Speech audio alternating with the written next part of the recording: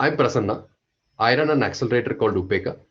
I've worked with over a few hundred founders, many in B2B and some in B2C as well.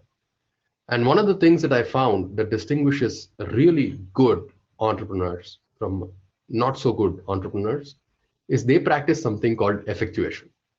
I'm going to talk to you today about how you can learn effectuation and be a better entrepreneur, have more control over your business, and figure out how to build a large business while being capital efficient. That is the story that I'm going to tell to you today. And hopefully, along the way, you'll pick up these skills and build a really, really large business out of it. So, what are the types of entrepreneurship that exist in the world, right? One way to think about it is to think about what are the knowns and what are the unknowns in the business that you are trying to build, right? So, one type of business is where everything is known. There are known knowns that you are dealing with. So for example, let's say you as an entrepreneur have built a business that can build metro rails in one city, and you're bidding to build a metro rail in another city. Yes, there will be a lot of things that can go wrong, but you will have an exhaustive list of things that have gone wrong and things that you have to deal with. And pretty much there are a lot of known knowns in this kind of a journey. So here, a lot of planning helps to figure out, hey, what am I doing? What could I be doing better? And therefore improve your processes over time and get to a very, very strong business where everything is known. The second type of entrepreneurial journey involves either known unknowns or unknown knowns. What does this mean? Let's take an example. Let's say that you decide to climb Mount Everest. You can prepare a lot, right? And 99.9% of the time, you are going to get to base camp. But on any given day, the route up from base camp to the peak is unpredictable. The weather may play spoil sport, something else might happen, a team ahead of you may not be doing well, you may fall sick, a lot of different things that can go wrong, some of which you may be able to know and plan for, and some of which, like storms and stuff like that, or an avalanche, you can't plan for. And therefore, this type of entrepreneurial journey, while you can get to base camp, there will be a high probability that you will not get to the peak of Everest. The third type of entrepreneurial journey is what ends up building truly differentiated large businesses that have of a type that have never existed before. And so for this one, we call it the Star Trek journey, where no man or woman has ever gone before. Now, if you watch Star Trek, they will run out of fuel, or they'll run out of some crystal, or they'll run out of something else, and they will need to find it in a place where they have no map. They have no idea what lies ahead. They will find some planets, but they will not know whether what they need is available on the planet, or whether the inhabitants of that planet will give it to them, or what the inhabitants on that planet value. And so this is truly the unknown unknown. And lots of entrepreneurs work in a space where they're building businesses in the unknown unknown. How do you deal with the unknown unknown? You can't plan because you have no idea what's going to happen or what the map is. So without planning, how do you build a great business that deals with unknown unknowns? This is the question that Professor Saras tried to answer, and she came up with two types of thinking that entrepreneurs have. Many folks who are from the corporate network, who have been in corporate life, tend to figure out all the knowns and maybe even some of the unknown knowns or the known unknowns. And they indulge in something called causal thinking, where they decide, hey, this is where I want to go to. And if I need to get there, these are the things that I need to do to get there, right? And this is called causal thinking. In contrast, what entrepreneurs use is called effectual thinking. What Professor Saras found out is that entrepreneurs who use effectual thinking are far more successful in entrepreneurship than folks who use causal thinking. So what is it that effective entrepreneurs do? And if you want to be a really good entrepreneur, what is it that you have to do? different, right? Fundamentally, entrepreneurs are constantly making decisions and taking actions which move their startup forward. How do they do that? Is there something unique about how expert entrepreneurs make decisions and take actions? Dr. Saras Saraswati, a cognitive scientist, did a series of experiments of expert entrepreneurs to figure out if there is something that is a common thread that expert entrepreneurs use to become better entrepreneurs. Right? How did they do that? They looked for successful entrepreneurs. How did they define success? At least a $200 million startup, at least one failure, at least 10 to 15 years of being an entrepreneur. And interestingly, they found only a few hundred people fit these criteria back in 1999 when Professor Saras was doing her research. Out of these, they were able to speak to 27 expert entrepreneurs. And the method they used was called protocol analysis. And the theory they came up with was called effectuation. And the paper, which was written, I think, in 2005, is fantastic. It's called The Elements of Entrepreneurial Expertise. I would strongly urge all of you to read that paper. It's a very simple, easy, crisp read. In fact, Vinod Khosla of Khosla Labs, one of the best venture capitalists of all time, recommends that all founders read it. And he said, this is the first non-bullshit paper on entrepreneurship that I've ever read. So what is effectual logic? It is like the first and second gear of decision making for founders, right? It is a decision making framework that allows entrepreneurs to do things that have never been done before.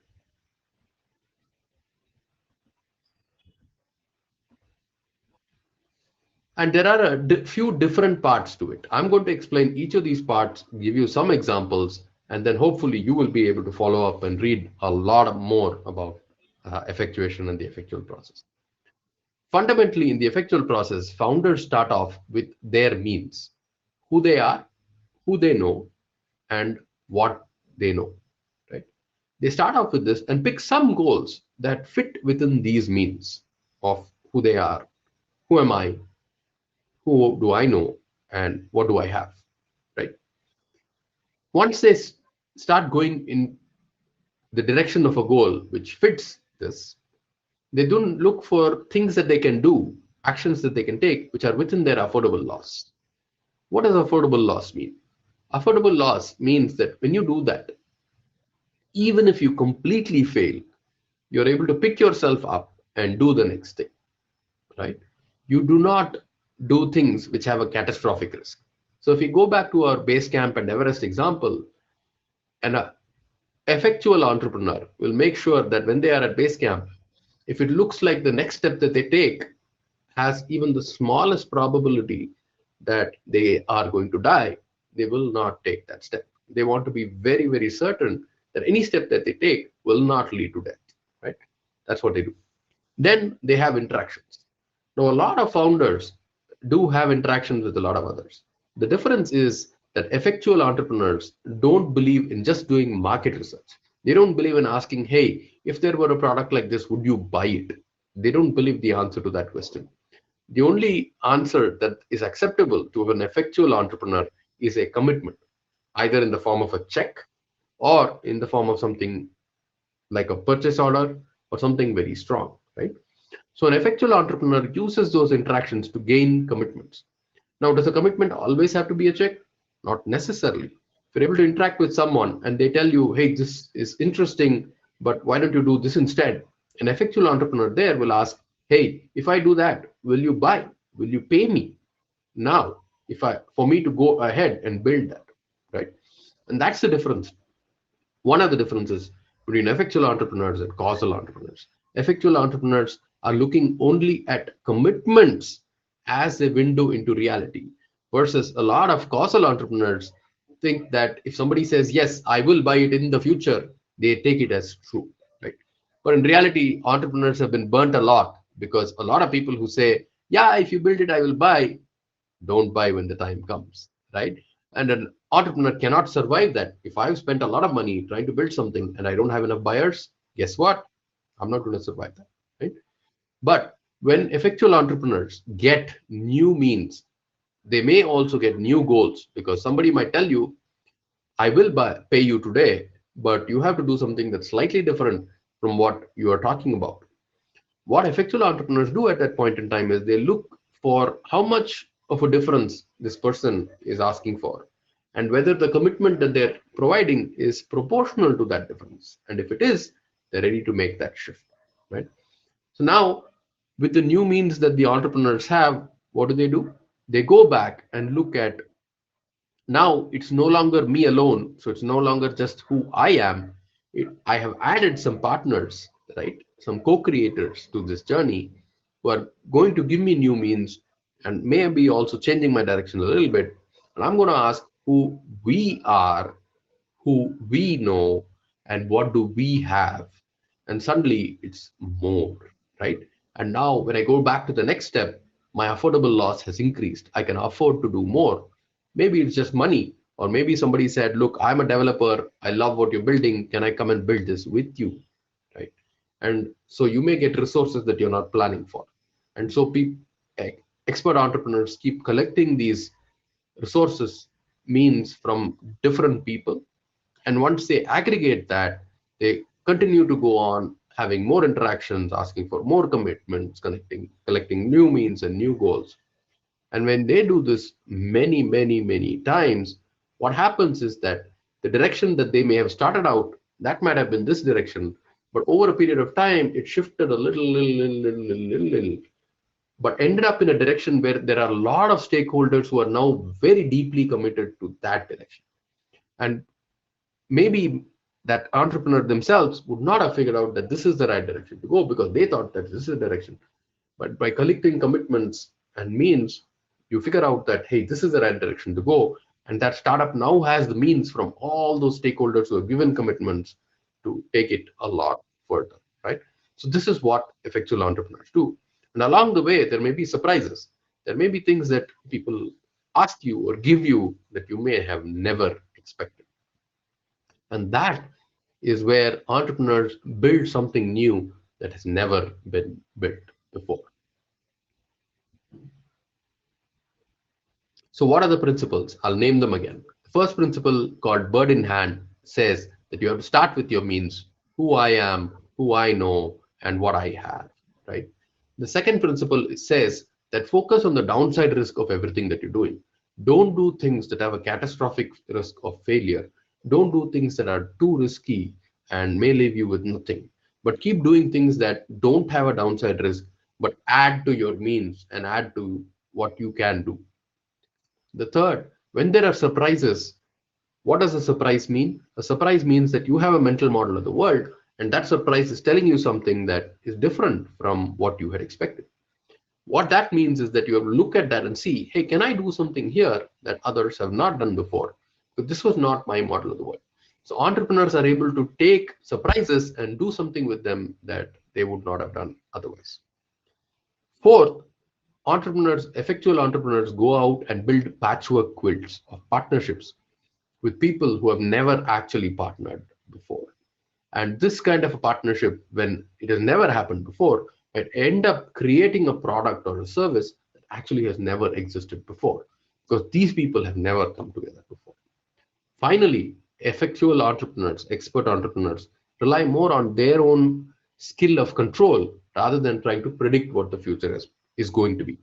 A lot of times, the mythology around startups is that this founder knew what was going to happen in the future, and therefore they went ahead and built a business that would succeed in that future. In reality, the research has shown there are entrepreneurs who focus on control of, hey, what can I do today to create the future that I want, and then do it step by step within their means, without taking risk, by making sure that all the surprises along the way are positive for them, and building partnerships that have never existed before, staying in control of that business for long enough to build a service or a product that has never existed before, and therefore changes the world into something that they want it to be. That is what entrepreneurs do. That is what effectual entrepreneurs do. And you too can apply these principles and do it. Why am I saying that? I have literally taught thousands of founders in India how to be more effectual. And there are tons of case studies now of people I have personally worked with who have used these effectual principles to become far more effective as entrepreneurs, number one. And also, when you build startups effectually, you can also be very, very capital efficient, which means that you don't have to burn a lot of your equity to build an effectual entrepreneurial initiative. Okay. So what do effectual entrepreneurs do differently in each of these principles, right? When effectual entrepreneurs start out, they start out with their means. When causal entrepreneurs start out, they say, hey, I'm going to go do that. That's my goal. I'm going to do that. And I'm going to figure out a way to do that, irrespective of what I have or what I don't have. Effectual entrepreneurs limit the risk that they take. They don't like to take risk. In contrast, the causal entrepreneurs say that I will be okay taking a certain amount of risk, and then they try to reduce the risk. They try to manage the risk. Unfortunately, if you are in the Star Trek universe and you are in a place far, far from home, you have actually no way to model the risk of an unknown unknown. So you might land on a planet thinking that if the natives are friendly, I'm going to get what resources I need. And it turns out that the natives are actually ferocious and kill you. Well, that's a downside risk that is not acceptable for an effectual entrepreneur. Surprises. Expert entrepreneurs go and seek the surprises. Instead, causal entrepreneurs avoid surprises. So what happens because of that? There is a very, very famous story of how microwaves were formed. There was an engineer who was working on radar, and he had a chocolate bar in his pocket. And when he went in front of the radar apparatus, he realized that the chocolate melted. And that's when he had an epiphany. He realized that the radar, which was sending out microwaves, was able to melt the chocolate at a distance, which meant that if they managed the power output of these radar generating engine, they could heat food, right? And he ended up designing the first microwave. Versus causal folks would see that and try to put a notice on the lab saying, don't bring food inside the lab, right?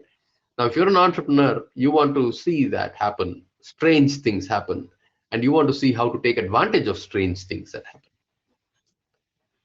Effectual entrepreneurs are always looking out for what weird and strange partnerships they can make with people who come in to work with you, right? And effectual entrepreneurs are really good at working with self-selected stakeholders of types that they have not worked with before. Versus causal entrepreneurs are always looking at this is a competitor, that is a competitor, that person is a competitor. I can't work with these people. I can't work with them. I compete with them, and figure out only how to compete with people. Versus effectual entrepreneurs go to those same competitors and convert them into vendors or buyers or channel partners or investors and so on and so forth.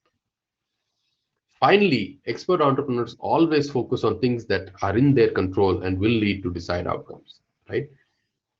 Effectual entrepreneurs believe that the future is not found or predicted, but instead that they and other entrepreneurs create a future of their own making. Right? Causal reasoning and causal folks assume that there is a market and the market causes the future to unfold, but thinks that they have to play in a market that is going to unfold rather than create a market where they will succeed. There's a fantastic case study on the Ice Hotel, and I will give you an outline of what happens there. There was this entrepreneur in Sweden, close to the Arctic Circle. He was tired of being a instructor, or actually he was tired of being in a mining company and being a miner, and he decided to become a instructor for rafting because they had a river nearby. Unfortunately, since they were near the Arctic Circle, they could only do rafting on that river for a few months in the year because the rest of the year, the river was frozen solid. Now, this entrepreneur went around the world and realized that there were some folks who made incredibly beautiful ice sculptures in Japan and Norway and a bunch of other places. In the winter, he wanted to get more tourists to his town, even in winter when it was substantially below 0 degrees centigrade. and he invited them to come and create sculptures. And so over a weekend, they created these sculptures. But on Monday morning or Sunday morning, I don't remember when they were supposed to open the exhibits, it started raining. The temperature was plus 8 degrees centigrade. And so all the sculptures were half melted by the time they were supposed to open the exhibition. This was a surprise that he had not expected. But what did he do instead? He realized that that feeling of being ephemeral is something that ice and water always have. You can never expect that ice and water are always going to be the same throughout time. So what they did instead that day was to make igloos, and they made sculptures, and eventually they built a hotel. And the specialty about this hotel is it's built when the ice on the river freezes, and when the ice thaws and that place warms up, the hotel melts as well. So every year they build a new design, and they actually have a church as well, where couples come from all around the world to get married and stay in that ice hotel, because it is literally a once in a lifetime opportunity to get married in that ice hotels, because that ice hotel and that ice chapel is not going to exist after summer starts, right? So this is how he made lemonade, and he built an entirely new business out of something that nobody could have thought of ever before. Because any causal entrepreneur would think it's completely crazy to build a hotel in a place which is sub-zero temperatures. It is completely crazy to build a hotel new every year. And that is something that is really, really dumb. I'm going to add one more story about effectuation. This is from one of our startups that I worked with.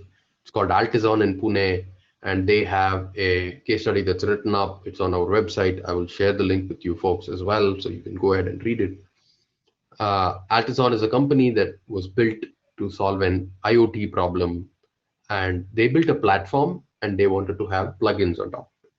Now their engineers told them that, hey, building this platform is going to take 6 to 8 months, maybe even a year, and then we will have the time and bandwidth to build the plugins and modules and integrations on top of it that will make this work. When Vinay of Altizon learned about effectuation, what he did was very, very inspiring.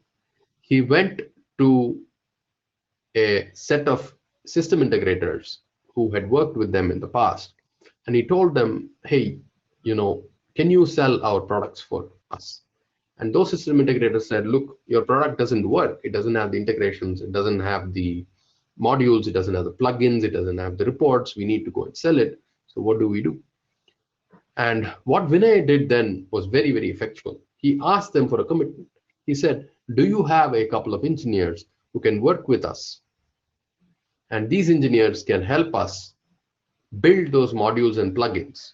And if they can do that, they can go ahead and sell the product as well. And this was very interesting to the system integrator, because they had engineers on the bench who are not doing a lot. And they could then take these engineers. Altizon took these engineers, taught them the platform, helped them build some plugins, helped them build some modules, helped them build some integrations. And that SI now had invested in building these things. Not only that, those bench engineers who were Java engineers who might have been billed out at $25 an hour, $30 an hour, suddenly they were IoT engineers who were in much higher demand, who could be billed out at $50 an hour or $75 an hour. That's a benefit that the SI got, which they didn't expect. Now, once they built this, Vinay wanted to have some machines in a lab that they have. And they reached out to manufacturers of machines. Now, these are machines which are fairly expensive, $50,000, $100,000, maybe even $500,000. When they reached out to the manufacturers of these machines and said, I want to have a lab which is working with real machines, those manufacturers said, I can't give you any of our new machines. We built them to order, but we have some old machines which are working and they've been returned back to us, but we can't sell them any longer. They don't work at full capacity, but they do work. And so when I got these machines for free, they would have cost him $50,000 or $75,000 to get. But Vinay and Altizon got them for free. And so they built a lab with real machines, with real software, plugging it into the Altizon platform. And then an interesting thing happened, which nobody could have predicted, right? These SIs they would bring CEOs of very, very large companies to their offices in Pune. But when you come to a office of a software company in Pune, what do you see? You just see rows and rows of people writing code on their laptops. But these are manufacturing company CEOs. So they want to see a shop floor. So where did these CEOs then go? The SIs would bring these CEOs of these manufacturing companies, very large manufacturing companies who would not normally talk to Vinay and Altison, to Altison's lab to show them a real working IoT platform with real working machines, because that made them far more excited than looking at rows and rows of developers sitting and coding all day. So this is a write-up where we'll share the URL with you and you can read it. There are literally hundreds and thousands of entrepreneurs around the world who are applying effectuation to become more efficient, effective entrepreneurs, and also to become more capital efficient entrepreneurs who are building great businesses with very little equity burn. I've been helping a lot of founders, especially in the B2B and SaaS space, do this as well. And so I can tell you that if you learn to be even a little more effectual, that is going to help you tremendously on your journey. Thank you and best of luck for building a kick ass, great business that brings you great health, wealth, and joy.